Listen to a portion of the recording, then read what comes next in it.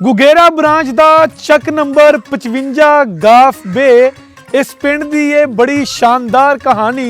ਇਸ ਪਿੰਡ ਦੇ ਵਿੱਚ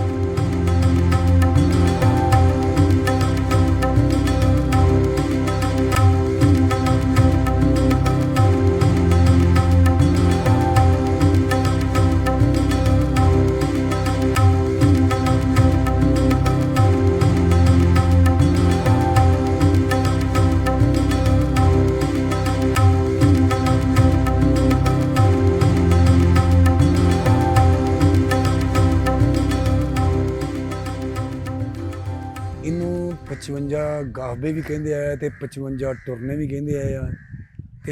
ਇਹ ਮਤਲਬ ਨਾ ਮੁਖਤਲਿਫ ਤਰੀਕੇ ਨਾਲ ਲੋਕ ਆਪਣੇ ਆਪਣੇ ਦੌਰ 'ਚ ਨਾਲੇ ਜਦੋਂ ਅਸੀਂ ਹੋਸ਼ ਸੰਭਾਲੀ ਸਾਡਾ ਇਹਨੂੰ 55 ਗਾਹਬੇ ਕਿਹਾ ਗਿਆ। ਜਿਹੜਾ ਪੁਰਾਣਾ ਨਾਮ ਹੈ ਇਹਦਾ ਨਾਮ ਆ ਖਿਓ ਵਾਲਾ 55 ਗਾਹਬੇ। ਗਗੇਰਾ ਬ੍ਰਾਂਚ ਸਾਨੂੰ ਨਹਿਰ ਲੱਗਦੀ ਆ, ਉਹਦੇ ਜਿੰਨੇ ਵੀ ਇਹਦੇ ਨਾਲ ਪਿੰਡ ਨੇ ਉਹਨਾਂ ਨੂੰ ਗਾਹਬੇ ਲੱਗਦਾ ਜੀ।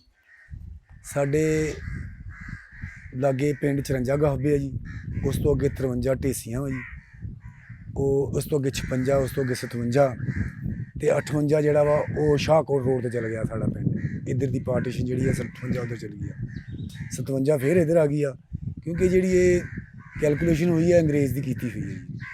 ਨਹਿਰੋਂ ਪਰਲੇ ਬੰਨੇ 23 ਚੱਕ ਆ, 24 ਚੱਕ ਆ, 25 ਚੱਕ ਆ ਤੇ 22 ਆ ਜੀ, 21 ਆ ਜੀ। ਤੇ ਇਹ ਸਾਡੇ ਇੱਥੇ ਬਾਈ ਆ ਰਾਣੇ ਤੀਕੁਲਾ ਖਾਂ ਦੀ, ਇਹ ਦੋ ਬਾਈਆਂ ਨੇ ਜੀ, ਇੱਕ ਅੰਬਾਲੀਆਂ ਦੀ ਇੱਕ ਬਾਈ ਹੈ ਤੇ ਇੱਕ 122 ਹੈ।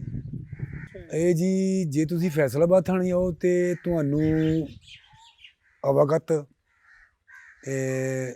ਉਸ ਤੋਂ ਅਗਲਾ ਸਟਾਫ ਜਿਹੜਾ ਨਾ ਉਹ ਸਾਡਾ ਆਉਂਦਾ ਵਾ, ਢੇਸੀਆਂ ਸਟਾਫ ਆਉਂਦਾ ਜੀ। ਤੇ ਉਹ ਫੈਸਲਾਬਾਦੋਂ ਤੋਂ ਲਾਹੌਰੋਂ ਆਉਣਾ ਹੋਏ ਤੇ ਸਾਨੂੰ ਜੜ੍ਹਾਂ ਵਾਲੇ ਸਟੇਅ ਕਰਨਾ ਪੈਂਦਾ ਜੀ। ਫਿਰ ਅੱਗੋਂ ਸਾਡੇ ਪਿੰਡ ਦੇ ਗੱਲਾ ਮੰਡੀ 'ਚ ਰਕਸ਼ੇ ਜਾਂ ਟਾਂਗੇ ਟੂੰਗੇ ਲੱਗੇ ਆ, ਫਿਰ ਉਹ ਲੋਕ ਉੱਥੋਂ ਕਰਦੇ ਜੀ। ਮੇਰਾ ਨਾਮ ਮੁਹੰਮਦ ਅਜ਼ਰੀਸ ਅਤੇ ਅਸੀਂ ਸੰਨ 47 ਤੋਂ ਲੈ ਕੇ ਇਸੇ ਪਿੰਡ ਦੇ ਆਬਾਦ। 2 ਨੰਬਰਦਾਰ ਨੇ ਇੱਥੇ ਜਿਹੜੇ ਹੁਣ ਹਾਜ਼ਰ ਮੌਕਾ ਚੱਲਦੇ। ਇੱਕ ਦਾ ਨਾਂ ਰਫੀਕ ਸੀ, ਇੱਕ ਦਾ ਜ਼ਫਰ। ਬਰਾਦਰੀਆਂ ਇੱਥੇ ਮਤਲਬ ਕਿੰਨੀਆਂ ਹੀ ਨੇ, ਇੱਕ ਨਹੀਂ। ਹਾਂ, ਜੱਟ ਵੀ ਹੈਗੇ, ਗੁੱਜਰ ਵੀ ਹੈਗੇ, ਰਾਜਪੂਤ ਵੀ ਹੈਗੇ, ਮਤਲਬ ਮੋਚੀ ਵੀ ਹੈਗੇ, ਤੇਲੀ ਵੀ ਹੈਗੇ, ਰਾਈ ਵੀ ਹੈਗੇ, ਫਕੀਰ ਵੀ ਹੈਗੇ, ਕਈ ਬਰਾਦਰੀਆਂ। ਤਾਰਕ ਮੇਰਾ ਨਾਂ ਜੀ, ਲਾਲਾ ਤਾਰਕ ਦੇ ਨਾਂ ਤੋਂ ਮੈਂ ਮਸ਼ਹੂਰ ਹਾਂ ਪਿੰਡ ਦੇ ਵਿੱਚ। ਜੱਟ ਬਰਾਦਰੀ ਨਾਲ ਸਾਡਾ ਤਲਕ ਆ। ਚੱਕ ਨੰਬਰ 55 ਗਾਹਬੇ ਖਿਊ ਵਾਲਾ ਸਾਡਾ ਪਿੰਡ ਹੈ, ਤਹਿਸੀਲ ਜੜ੍ਹਾਂਵਾਲਾ, ਜ਼ਿਲ੍ਹਾ ਫੈਸਲਾਬਾਦ। ਅਤੇ ਜਿਹੜੀ ਵਾਹਗਾ ਦੀ ਤੁਸੀਂ ਗੱਲ ਕਰਦੇ ਜੀ, ਉਹ 1994 ਦੇ ਵਿੱਚ ਮੈਂ ਉਹ ਰੇਂਜਰ ਦੀ ਨੌਕਰੀ ਕੀਤੀ ਜੀ। 1994 ਤੋਂ ਲੈ ਕੇ 2014 ਤੱਕ ਮੈਂ ਨੌਕਰੀ ਉੱਥੇ ਕੀਤੀ ਜੀ। ਉਹਦੇ ਵਿੱਚ ਉਹ ਪਰੇਡ ਵਗੈਰਾ ਹੁੰਦੀ ਸੀ ਇੰਡੀਆ ਦੇ ਨਾਲ, ਜੋ ਵੀ ਉਸ ਹਿੱਸਾ ਹੈ ਸੀਗਾ ਜੀ। ਅਗਰ ਦੇਖਣ ਵਾਲੇ ਨੂੰ ਅੱਛੀ ਲੱਗਦੀ ਤੇ ਮਾਸ਼ਾਅੱਲਾ ਜੀ, ਅਲਹਮਦੁਲਿਲਾ।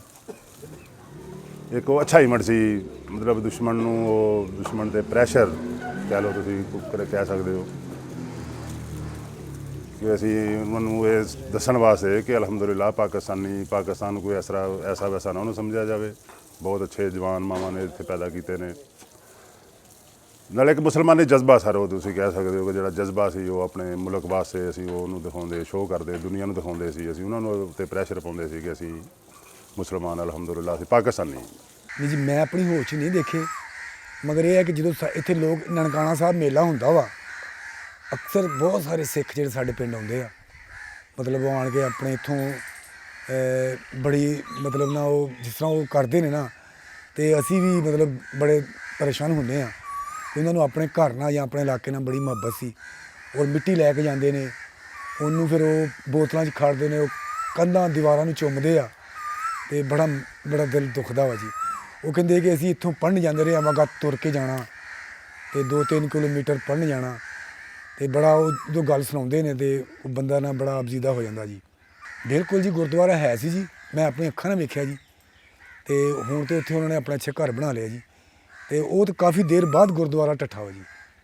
ਤੇ ਗੁਰਦੁਆਰਾ ਵੀ ਸੀ, ਉਹ ਸਾਡੇ ਨਾਲ ਦੇ ਹਮਸਾਏ ਹੀ ਨੇ ਤਕਰੀਬਨ, ਉਹਨਾਂ ਨੂੰ ਅਸੀਂ ਉਹ ਗੁਰਦੁਆਰੇ ਦੇ ਨਾਂ ਤੋਂ ਮਸ਼ਹੂਰ ਆ ਇੱਥੋਂ। ਤੇ ਉਹ ਮਾਸ਼ਾਅੱਲਾ ਹੁਣ ਉਹ ਬਾਹਰ ਸੈਟਲ ਨੇ ਮੁੰਡੇ, ਉਹ ਬਹੁਤ ਅੱਛੇ ਬੱਚੇ ਆ। ਜਦੋਂ ਅਸੀਂ ਸੰਭਾਲੇ ਜੀ ਉਦੋਂ ਤੇ ਕਬੱਡੀ ਹੁੰਦੀ ਸੀ ਜੀ, ਕੁਸ਼ਤੀ ਹੁੰਦੀ ਸੀ। ਇਹ ਬਾਬਾ ਚੁੱਪ ਸ਼ਾਹ ਵਾ ਜੀ, ਇਹ ਦਰਬਾਰ ਆ ਜੀ ਉਹਨਾਂ ਦਾ। ਇੱਥੇ ਯੂਸਫ ਪਹਿਲਵਾਨ ਗੋਜਰੇ ਵਾਲਾ ਵੀ ਆਇਆ ਜੀ। ਇੱਥੇ ਤੁਹਾਡੇ ਪੰਜਾਬ ਦਾ ਜਿਹੜਾ ਸਭ ਤੋਂ ਵੱਡਾ ਪਹਿਲਵਾਨ ਉਹ ਵੀ ਸਾਡੇ ਪਿੰਡ ਘੁਲ ਕੇ ਗਿਆ ਜੀ।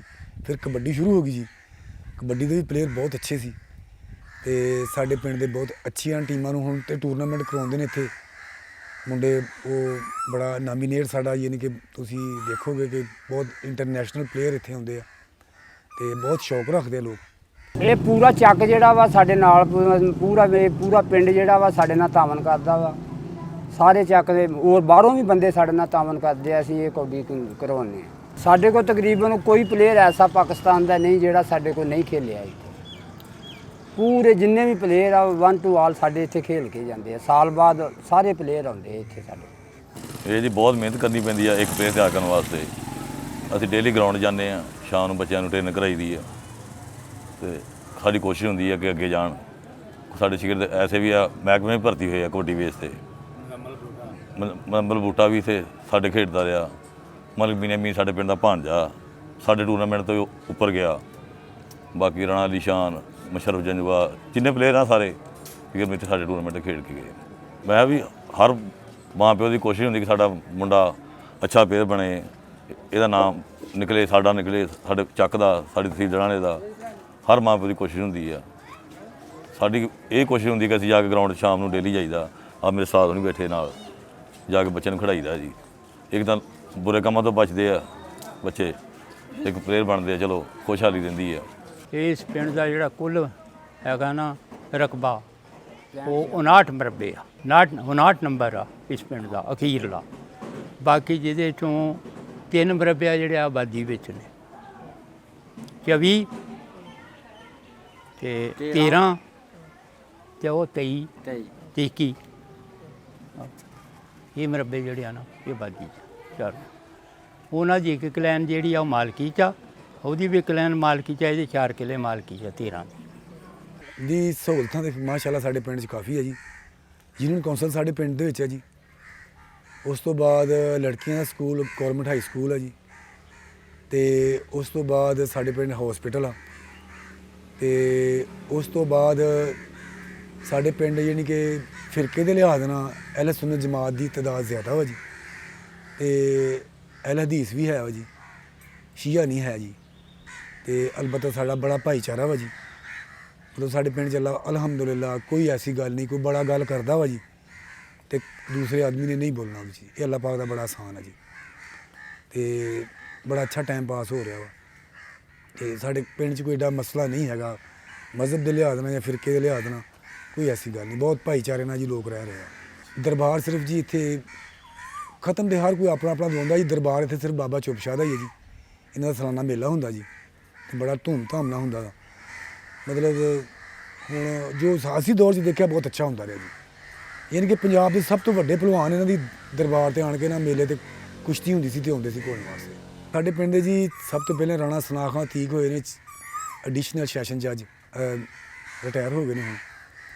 ਤੇ ਉਸ ਤੋਂ ਬਾਅਦ ਰਾਣਾ ਅਮਜਦ ਜੀ, ਉਹ ਵੀ ਚੀਫ ਰਹੇ ਨਵਾਬ ਦਾ, ਬਹੁਤ ਵੱਡੇ ਸੀਟ 'ਤੇ ਰਹੇ ਨੇ। ਫਿਰ ਉਸ ਤੋਂ ਬਾਅਦ ਚੌਧਰੀ ਬਸ਼ੀਰ ਗੁੱਜਰ ਜਿਹੜੇ ਹੁਣ ਮੌਜੂਦਾ ਚੀਫ ਨੇ, ਉਹ ਵੀ ਸਾਡੇ ਪਿੰਡ ਹੀ ਪੜ੍ਹੇ ਨੇ।